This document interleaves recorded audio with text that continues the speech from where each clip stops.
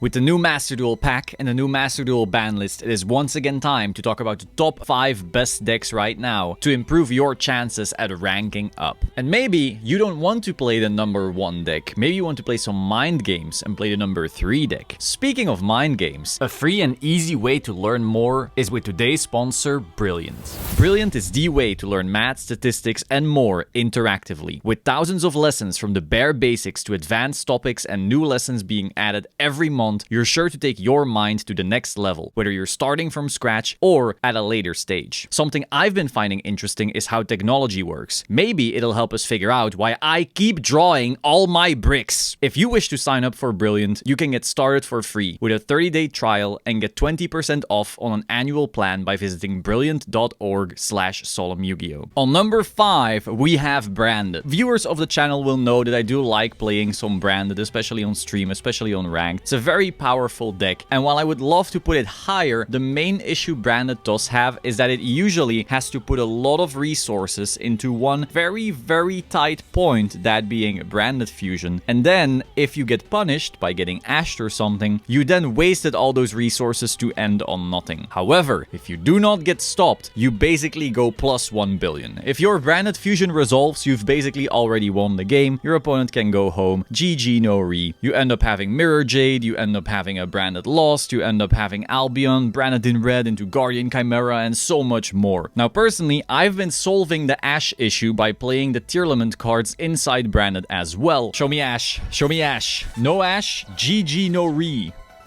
Look at how many effects I got! Yo! Yeah!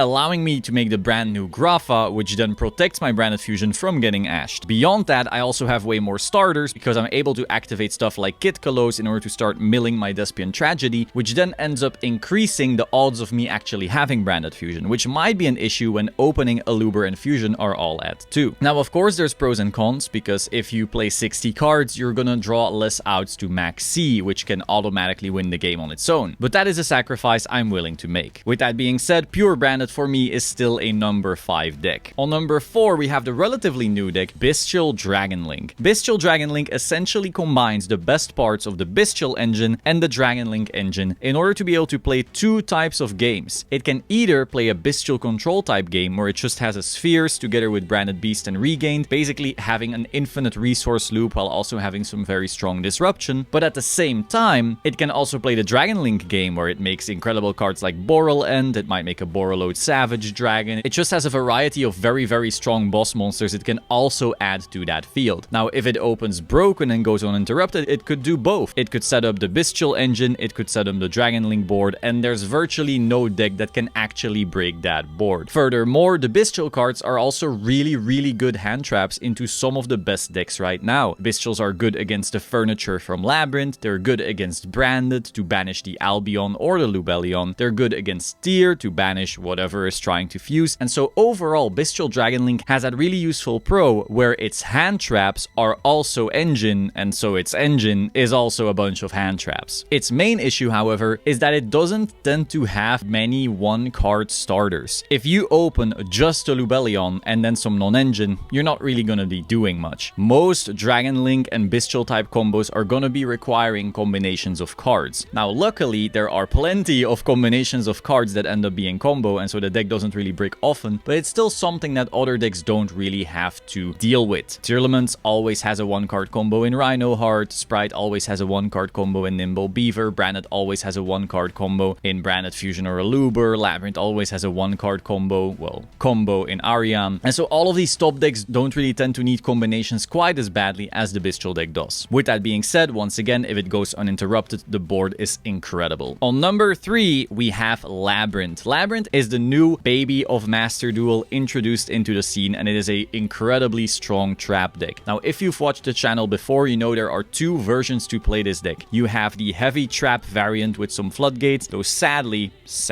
Master Duel doesn't really have that many legal floodgates anymore at high copies, with skill drain at 1, Gozen at 1, and so forth. The trap heavy build can still work. It can still play Summon Limit. If you're afraid of Tyr, it can still play Necro Valley, and so forth. Basically shutting down your opponent from being able to play the game. Maybe you even want to play some Eradicator Epidemic Virus, and basically ensuring that you get to have fun and your opponent does not. The second variant is the furniture variant, where you're not really flipping floodgates and you're not really activating that many disruptive trap cards. You're more so just generating a billion cards worth of value with the furniture cards that keep on coming back. Once again, both of these are also visible on the channel if you want to check out some lists and some gameplay. While I do think this deck is very, very strong, I think its main issue right now is that Tyr is a tougher matchup sometimes. The shufflers can hurt you, and since people want to be running Bestials to target Tyr, they can also target the furniture, which can sometimes mess with the fact that you're trying to add them back to your hand. It's still a very strong deck in my opinion, and I think if Tyr gets a bit weaker, it might end up becoming the very best deck. On number 2, we have Sprite. Sprite is still an incredible engine, even if they keep on chipping away at the consistency. The fact of the matter is that one Nimble Beaver is still full combo, and good luck with that. It's also very hard to interact with because you might Ash or Impermanence one card only for them to already have the follow-up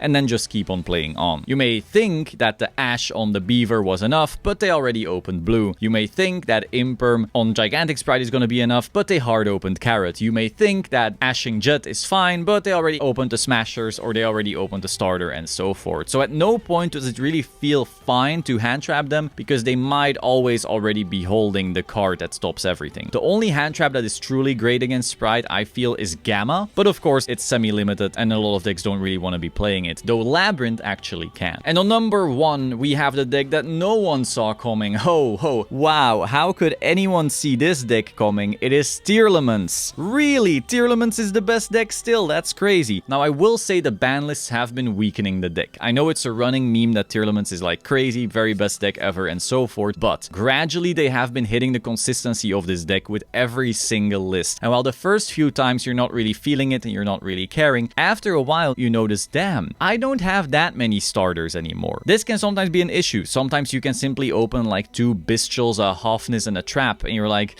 I don't feel great about this. But with that being said, it is very possible that then on your opponent's turn, you're still playing the game. People have also gotten a little more desperate. They're now playing Reinforcement of the Army to search the Rhino Heart. They're playing Foolish Burial Goods to dumb the Sulik, but then you're out of your Sulik, so you need to shuffle it back so that your Scream can search it. A few awkward choices are being made right now to keep Tyr as the best deck, but the fact of the matter is, when built correctly and when played correctly, Ishizu Tyr is probably still the best deck right now. Personally, I once again have been enjoying blending it with Branded just to have some more starters, but the fact that Tyr has access to Xyz and Links and so forth, of course, also gives it a more interesting dimension against stuff like D-Barrier, which is a card that Labyrinth can always access right now. So while I'm not entirely sure which variant of Tyr is truly the best right now, it is pretty obvious that Tearlaments as a whole is currently the very strongest deck, and will probably always be until they nuke them even harder. You know, maybe give it a TCG style ban list or an OCG style ban list, or of course the true